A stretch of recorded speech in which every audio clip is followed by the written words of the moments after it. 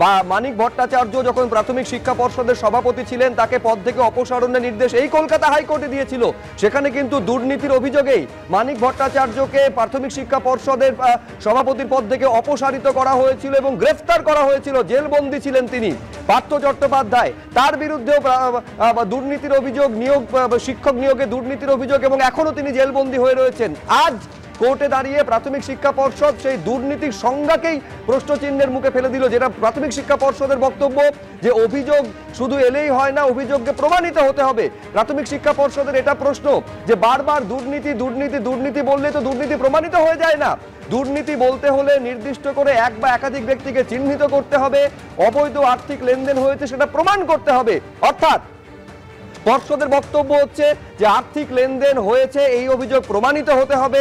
কোনো ব্যক্তি তিনি তার ক্ষমতার অপব্যবহার করেছেন সেটা প্রমাণিত হতে হবে, তারপর সেটাকে দুর্নীতি বলা যেতে পারে। কিন্তু তার আগে এই রকম কোনো অভিযোগ এলে, কোনো অনিয়মের অভিযোগ এলে সেটাকে দুর্নীতি বলা যায় না। আমি আরেকবার সৌভিকের কাছে এইখানে যাব। তার মানে সৌভিক, উল্টো দিক থেকে তো কোর্ট এটাও কার্যত পর্ষদকে বুঝিয়ে দিয়েছে যে এই যে নিয়োগ সেটা যে আইন মেনে নিয়ম মেনে সঠিকভাবে হয়েছে সেটা পর্ষদকেই প্রমাণ করতে হবে কোর্টে দাঁড়িয়ে।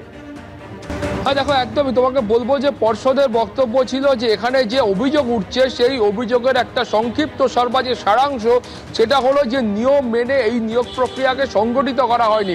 অর্থাৎ সেখানেও প্রাথমিক শিক্ষা পর্ষদের বক্তব্য হচ্ছে এই যে নিয়ম মানা হয়নি বা নিয়ম না মেনে ইচ্ছাকৃতভাবে এই ধরনের একটা নিয়োগ প্রক্রিয়া সংগঠিত করা হয়েছে, সেই অভিযোগটা যদি সত্যি বলে ধরা হয় তাহলে সেটাও কিন্তু এই দুর্নীতির সংজ্ঞার মধ্যে পড়ে না।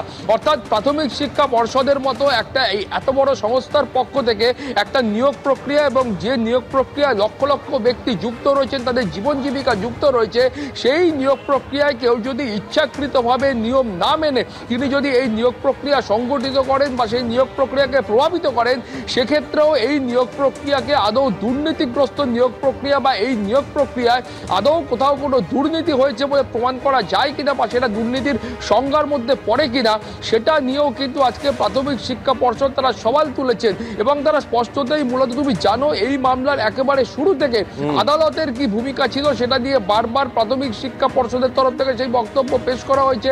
তৎকালীন বিচারপতি অভিজিৎ গঙ্গোপাধ্যায়ের কি ভূমিকা ছিল সেটা নিয়ে তারা সওয়াল জবাব পেশ করেছেন। ফলে আজকে যারা নতুন করে যে সওয়াল জবাব পেশ করলেন সেখানে কিন্তু তারা বলছেন যে এটা দুর্নীতি বা দুর্নীতি হয়েছে এই অভিযোগ মানতেই তারা কিন্তু আদৌ না। তুমি আমাদের সঙ্গে সৌভিক থাকো। ফোনে আমরা এই মুহূর্তে যোগাযোগ করতে পেরেছি আইনজীবী বিকাশ রঞ্জন ভট্টাচার্যের সঙ্গে। বিকাশ দা, কি বলবেন? দুর্নীতির সংজ্ঞা নিয়ে তো আজকে কোর্টে দাঁড়িয়ে প্রাথমিক শিক্ষা পর্ষদ তারা প্রশ্ন তুলতে শুরু করেছে। দেখুন, এই রাজ্য সরকার যে সমস্ত নিয়োগ করেছেন সেটা যে দুর্নীতিমূলক পদ্ধতির মধ্য দিয়ে তা সুপ্রিম কোর্ট পর্যন্ত প্রমাণ হয়ে গেছে। মনে রাখতে হবে, একই সংস্থা এবং একই রাজ্য সরকারের শাসনাধীন, তাদের ক্ষেত্রে দুর্নীতি প্রমাণ হয়ে গেছে সুপ্রিম কোর্টে।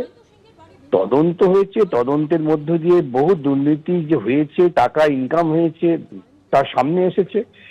একবারও কি প্রাথমিক পর্ষদ বা রাজ্য সরকারের পক্ষ থেকে ব্যাখ্যা দিলেন যে কি করে মন্ত্রীর বাড়িতে অতগুলো টাকা পাওয়া গেল, অত সোনা, অত সম্পদ পাওয়া গেল? বলেছেন? বলতে পারছেন না। দুর্নীতি ওরা করেছেন। দুর্ভাগ্য যে দুর্নীতিকে আড়াল করবার জন্য আরো সময় নষ্ট করছেন এবং আরো বিভ্রান্তি সৃষ্টি করার চেষ্টা করছেন। আমরা যখন আমাদের সওয়াল হব তখন দেখিয়ে দেব যে দুর্নীতিটা কত গভীরে আছে এবং এই দুর্নীতিটা সম্পূর্ণ নিয়ন্ত্রিত এবং লালন পালন করা হয়েছে মুখ্যমন্ত্রীর দপ্তর থেকে। তাই আজকে রাজ্য সরকার মরিয়া হয়ে গেছেন একথা বলবার জন্য যে দুর্নীতির সংজ্ঞা, এখন দুর্নীতির সংজ্ঞা নিয়ে আমাদের আলোচনা করতে হবে। এখন তাহলে বলতেই হবে যে চুরি করছে, সে বলছে আমি তো চুরি করিনি, আমার নতুন সংজ্ঞা।